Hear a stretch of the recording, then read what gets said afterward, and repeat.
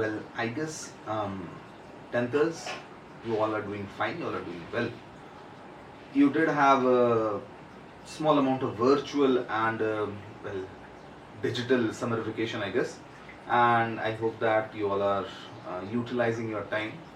Given the uncertainty of the times, given the uncertainty of the place and the earth we are living in, I hope and I'm guessing that you all are just keeping fine with yourselves. And also, please do not stress out. Please do not take unnecessary tension, or please do not just fall into that trap of or into that trap when you all start doubting yourselves, or when you all start doubting whatever is happening around us. Yes, I understand and I know that the times are bleak, times are dark, but it is not the time to give up on ourselves. It is not the time to start being negative. It is a time to start inculcating the positivity which is also there. We should start and we should just look around and also start embracing the positivity. We should start embracing the many different qualities which are there in us. So I'll just advise and I'll request everyone that please make use of this time. Please do not start doubting yourselves. Please let there not be any 1 inch of doubt, and please stay happy first. And also, please stay occupied. Please start reading, start watching movies, start inculcating different habits. Please start cultivating different hobbies. But whatever you do, keep yourself occupied. Talk to your parents, grandparents, brothers, sisters, elders. But then just stay happy. Now, moving on, I guess we will have to. You all know that even the exams are going to be conducted, or there are talks of exams being conducted. The remaining exams, which are of the 10thers and the 12thers. So you all should also start thinking of the exams which are going to happen next year. And when we talk of the exams, we should also start talking about studies. And your board year, or the 10thers, you all are in the board year, so this board year will be very, very crucial for you all. And that is why, please don't start ignoring any subject. Please do not start taking any subject very lightly, or do not start fearing any subject. You have ample time, you have enough time. Please start working on your on those subjects which you feel are hard. You first, or you should always try to conquer your enemies first, or I mean the harder subjects first, and after that move along and move on with the easier subjects, or the subjects which you find easy to study and to read. And please start practicing as much as you all can. Practice answer writing, practice mathematics, practice all the start reading all the subjects, start understanding all the subjects, so that when the next year comes and when you all go and sit for the board exams, you all do not have any, or you all do not have a little bit of regret, and you all start thinking that I could have, or I should have used that time during the lockdown more effectively. So my advice is that please stay in touch with your studies, so that you all do not start regretting this wasted time right now. Moving on, we had started once with the, I guess my first video lecture on history was of the Britishers coming to India. When we talk of the Britishers coming to India, the Britishers never wanted actually to start ruling in our country. The East India Company, which was set up by a man, East India Company, which was set up in the 15th or in the 16th century, it never had any imperialistic ambitions in India. Imperialistic ambitions as in it never wanted to set up an empire in India. But the East India Company, what happened was the East India Company, when the East India Company came to India, started trading, it started trading during the times of Jahangir. And during the times of Jahangir, Shah Jahan, Aurangzeb, they were a minority trading institution in a country like India. And the Mughal Empire was still huge, still great, and the Mughal army was feared all over the world. And the Mughal Empire was the richest empire at that time. So the Britishers, or the East India Company, never had any such kind of imperialistic ambitions. They were just wanting to make profit, because the East India Company was a trading company, and every trading company, every corporate, they want to have their profits maximized. So that is what was in the minds of the East India Company. But gradually what happened was, situation in India, the ground situation in India started changing after the death of Aurangzeb. After Aurangzeb died, there were battles of succession. The Mughal Empire was ransacked by Nadir Shah. There were the Maratha invasions, and the Mughal Empire started crumbling and decaying. This decay and crumble made India a very unstable place for trade and commerce. We all know very well that so as to have proper trade and commerce, and so as to have flourishing trade and commerce, we require stability of politics, and the government of the day should be stable. The government of the day should be able to give some sort of protection to the merchants and the traders who are trading on the land of, or who are trading on that land. But this, as the Mughal Empire started declining and decaying, what started happening was that there was anarchy and there was chaos all around in India. This anarchy and chaos was very bad and detrimental for the trading of the Britishers and also of the other European companies, mainly the French. Now, the French and the English, when we talk of the French and the English, they have a historical rivalry going on. And the French and the English, they were fighting out in Europe. That European fight spread to different continents, and the French and the English started fighting in the American lands. The French and the English started fighting in the Asian lands, and also most importantly, the French and the English started fighting in India. This war and these battles of the French and the English in India actually gave rise to the British Empire. The French and the English, as the English defeated the French and as the French became a minority trading power in India, the Britishers understood that with the help of a guided and a motivated but a very small number of army or a very small number of soldiers, and with proper use of artillery and guns, we can control and we can capture land. And the Britishers knew that so as to have, the Britishers were making enormous amounts of profit from the trading which was happening in India, and most of that trading most of the profit was coming from the province or the richest province of India at that time, that was Bengal. Now, the Britishers knew that they have to have a stable empire. They have to have a very stable political situation so as to keep on getting these profits. And which is why the Britishers, they started capturing lands, they started winning over territories, they started attacking lands, they started putting their own, or they started putting puppet rulers on the thrones of in different places in India, because they wanted a proper, or they wanted proper situation, they wanted a proper political scenario so as to trade. The Britishers, you all have to keep in mind that the Britishers never wanted intentionally to start ruling over India, but as it happened due to chance and also due to the politics of that day, and also because of the you all know that when we talk of India, we imagine India as those 28 states and the union territories. I said 28 states because Jammu and Kashmir as of now is not a state anymore. So when we talk of India, we imagine that India which we see in the map. But that India which we see today, or the United India which we see today, it was not so throughout history. In the 5,000 years of documented history of India, we do not find that India, the entire country of India, was like this throughout history. It was only for a few centuries that India did survive as the entire country which we are having now. But most of the times India was disintegrated, or was having smaller kingdoms and smaller empires. There were the different empires. India was not a united whole, it was divided and disintegrated. So there was that concept of nationalism, that concept of that pride in the country, or that pride in, or taking pride in something called India. It was missing when the Britishers were there in India. That is why the Britishers could use this division and fragmentation amongst the Indians so as to start ruling over India. Because the Indians, they did not have those nationalistic feelings. That is why no one ever thought of the Britishers as someone who came from outside and they were trying to usurp power over here. We were all the different sections of India were outsiders to each other. That is why the Britishers found it easier to dominate or start dominating over this divided lot of India.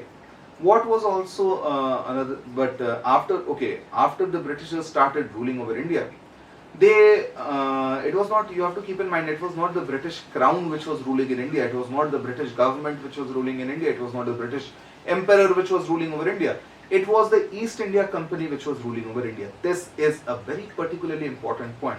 Why is this an important point? It is an important point because whenever a trading community rules over an area, the foremost or the most important thing which is in the mind of those rulers is profit and nothing else. The welfare comes last.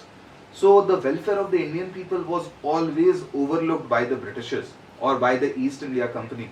And because of this overlooking of the welfare, people faced hardships, people faced different kinds of problems, and that was one of the reasons why, because why the people of India got alienated towards the British rulers. They got alienated towards the East India Company rulers, and they started cultivating a sort of hatred for the Britishers and the rulers. Now we also, when the Britishers were ruling over India, they also brought in a few or huge number of policies. They had their own revenue collection system and so many different other improvements they wanted to bring in India, and so many different kinds of changes they wanted to bring in the Indian society. All these things gradually caused a kind of alienation, or all these things caused a kind of, the Britishers got alienated from the Indian mass, and the Indian people started regarding the Britishers as nothing but outsiders.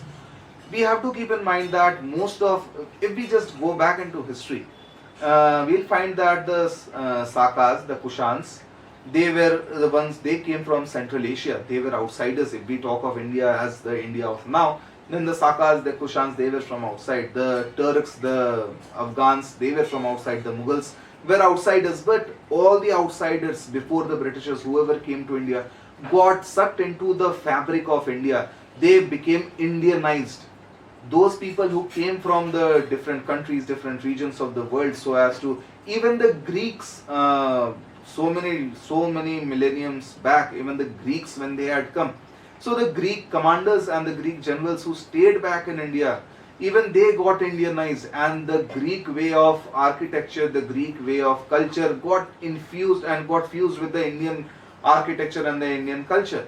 But the Britishers never could make India their home. The Britishers were always alienated towards India because the Britishers had never come to rule in the first place. They were traders. So the Britishers who were there in India, they never could make it, or they could never embrace the Indian culture, because they could never embrace the Indian climate even. They could not embrace the Indian way of life. That is why the Britishers were always hated throughout, and the Indians wanted to get rid of the Britishers. It was, if you just remember, the Britishers were nothing but invaders, and there were so many invasions India had in the past, but none of the invasions which were there in the past, none of the rulers wanted to go back from India, except a few maybe, like the Timur the Lame or Nadir Shah.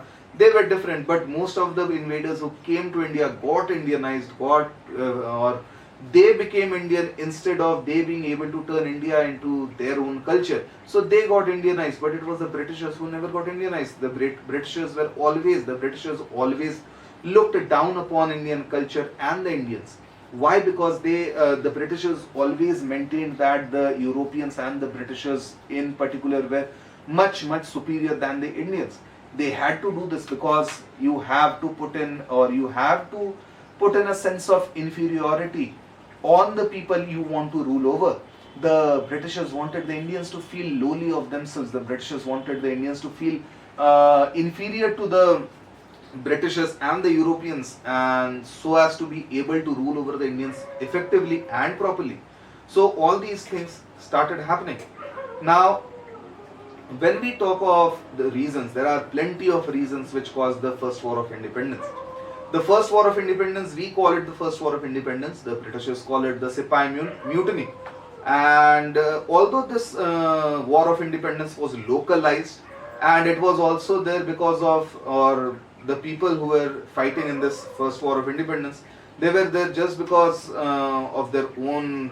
Most of the times they were because they fought this war because of their own personal gains. But still, this War of Independence is a very important milestone in Indian history, because after the War of Independence, the things and the changes which came in the Indians and this War of Independence actually brought about a sense of nationalism, and this war of independence gave Indians some kind of a hope. And this war of independence is why it's so important to know about. When we talk of the modern Indian history starts with the Battle of Plassey. The Battle of Plassey was that decisive battle fought on the grounds of Plassey, in which Siraj-ud-Dawla got defeated by Lord Clive and the British troops, and which led to the formation of the British Empire, or the East India Company's rule on India. And this Battle of Plassey marks the start of the modern period in India, and one of the most important milestones in this modern Indian history was the First War of Independence. Now, when we talk of the First War of Independence, we have to know of a few different things. The Britishers had different policies of acquiring territories in India. Some of the Britishers had their governor generals. The governor generals were nothing but the some official of the East India Company who were deputed by the East India Company. East India Company had its headquarters in London, in Leadenhall Street, and that East India Company used to send someone over so as to look over the matters of all of India, and so as to control the empire and the trading of India from India. So this governor general, so different governor generals came, and different governor generals had had different mindsets and also different ways of acquiring territories. Some governor general wanted outright wars so as to acquire territory. Some made alliances. You must have read about the subsidiary alliances. Or subsidiary alliances was that kind of an alliance in which there is one inferior partner, one superior partner, and the inferior partner grants the requests of the superior partner in return of protection from the superior, or in return of protection. So just imagine it this way: if there is a person named A and there is a person named B, and person named A has a lot of territory, and person named B has many soldiers, and that person B is a very able general. So that person A, who has a lot of territory, is unable to defend his kingdom from other invasions and from other different rulers.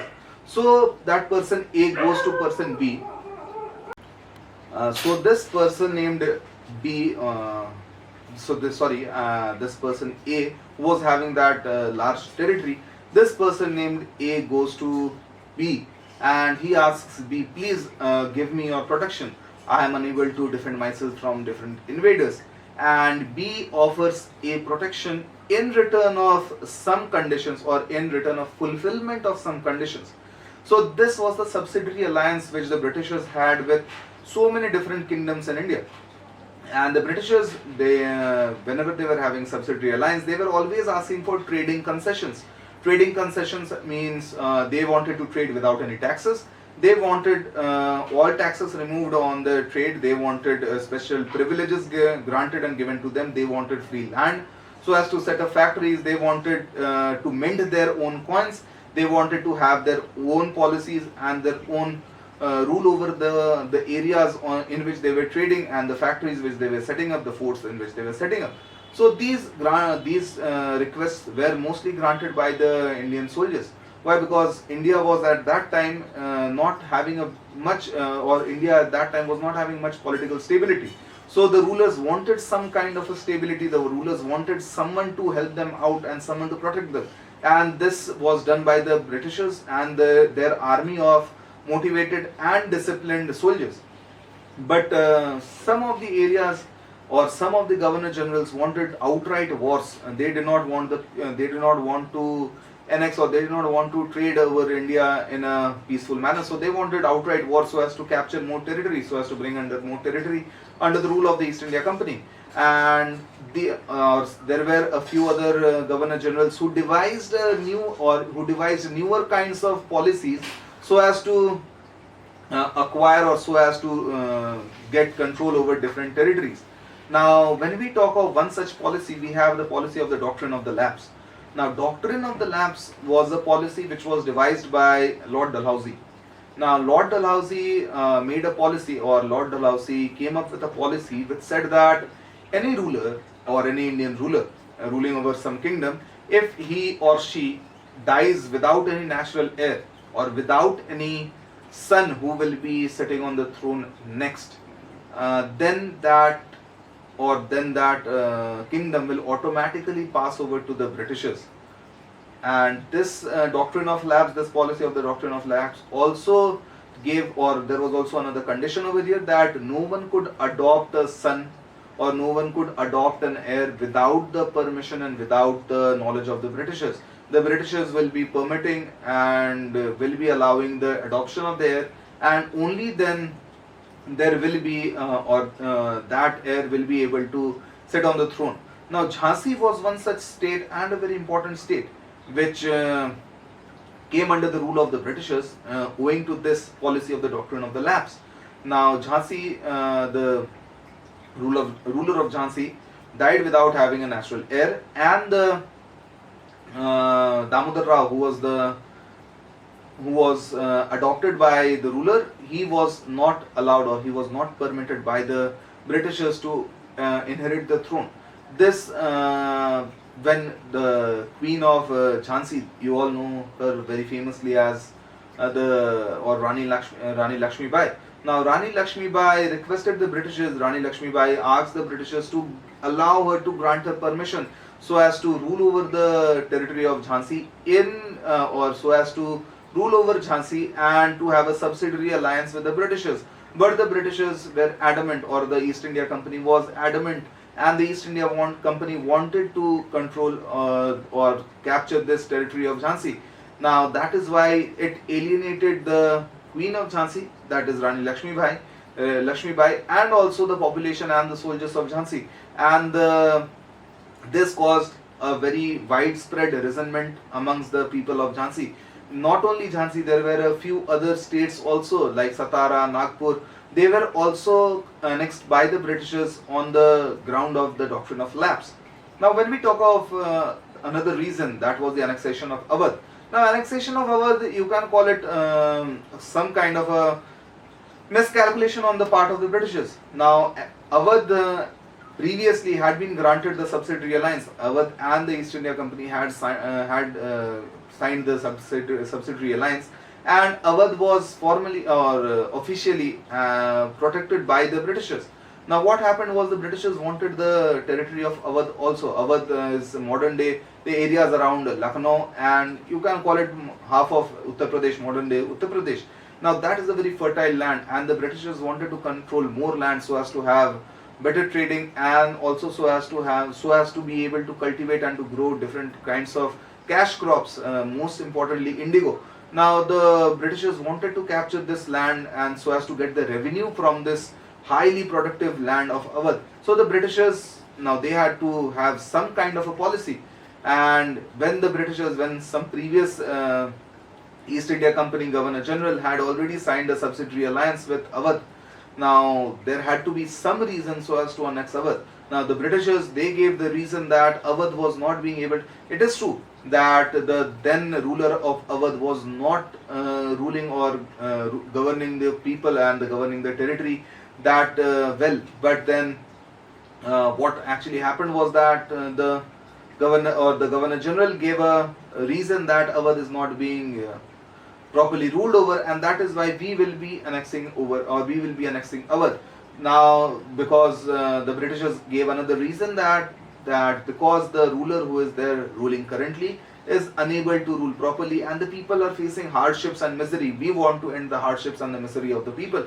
Harships and the misery of the people was not as much an important reason as gaining that territory of Awadh was. So the Britishers gave this reason and annexed Awadh. When Awadh was annexed, Awadh had huge amounts of laborers, farmers, huge amounts of peasants, huge amounts of landlords, and also so many people who were working under the ruler of Awadh. When we talk of this is one thing you should keep in mind. When someone annexes a territory, or suppose what happens is today there is one territory of, or let me just, you all just assume I am a Governor General of the East India Company and I go over to annex the territory of Awadh. Now the king of Awadh, suppose you who is listening is the king of Awadh or the ruler of Awadh, the Nawab of Awadh.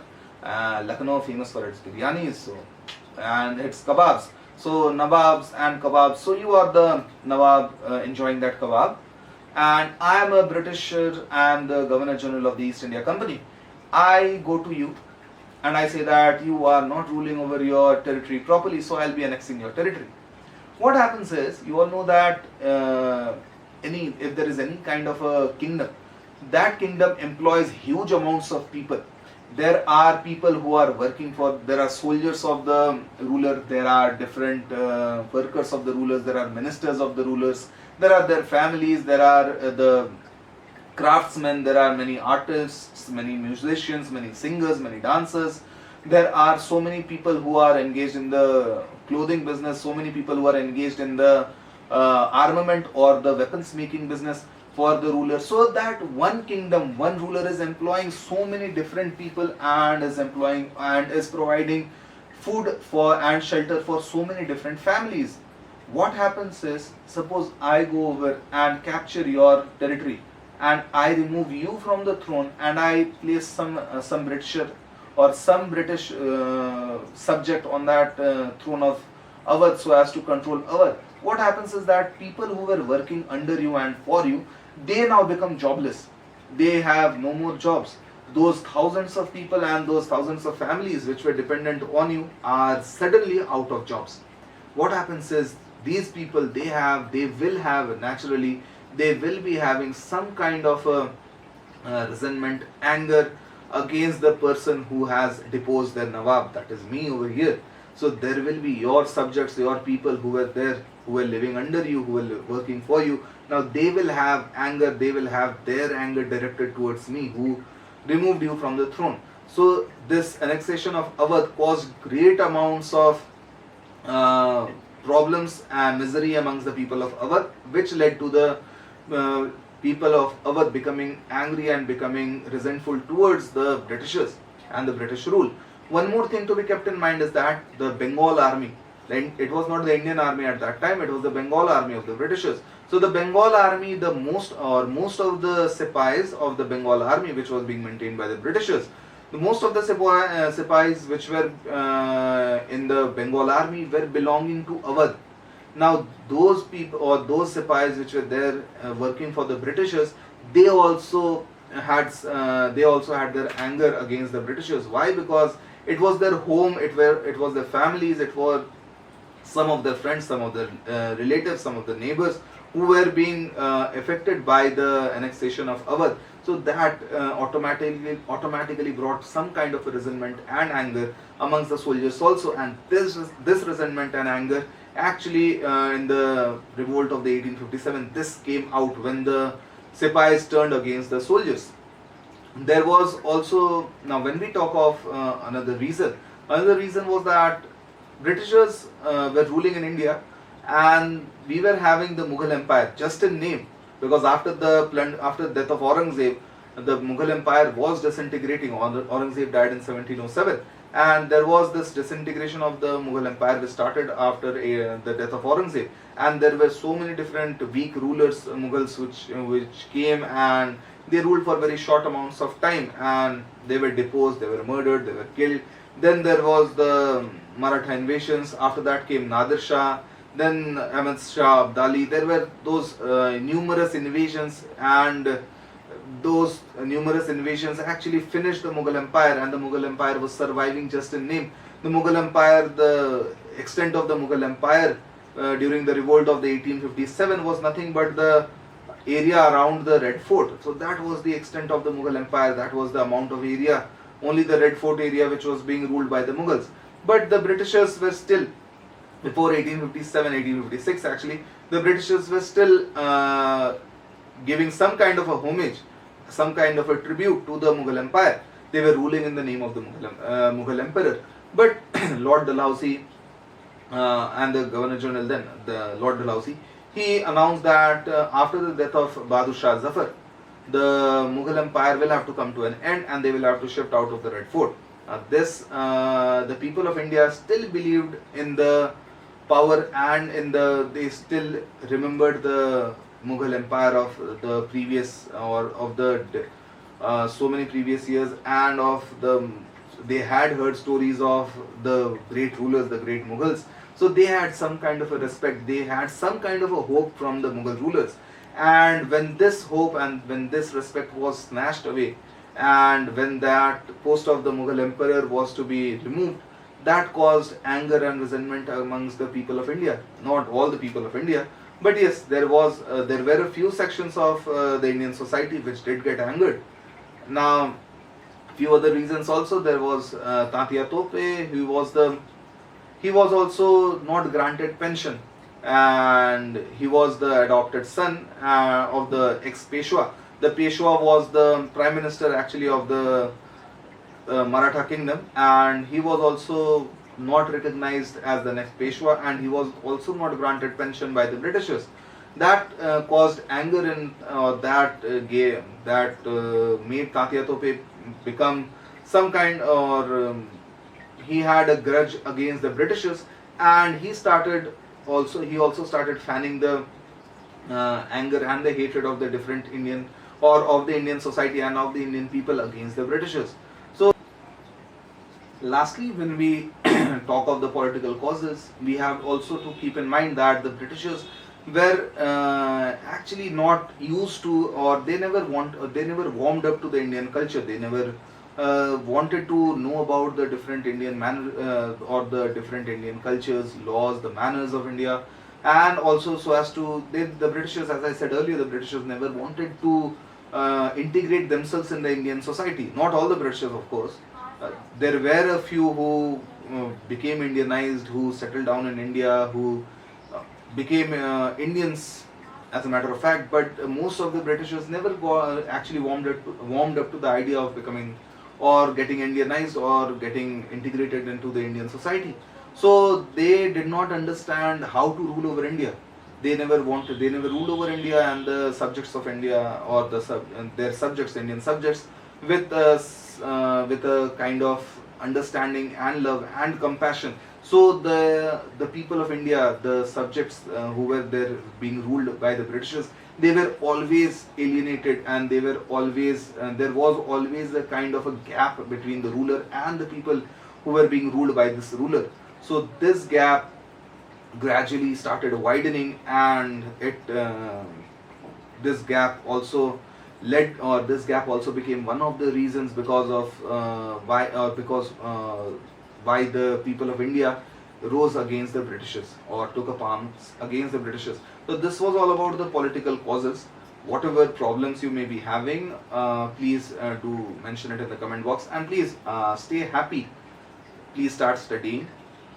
Stay in touch with studies, stay in touch with your friends, stay in touch with relatives, and keep yourself safe. Do not venture much outside, and even if you are venturing, please take up the mask, and also do not forget to wash your hands regularly, or also to use the sanitizer. And till the next video, let's just stay well, stay happy. Goodbye. Thank you.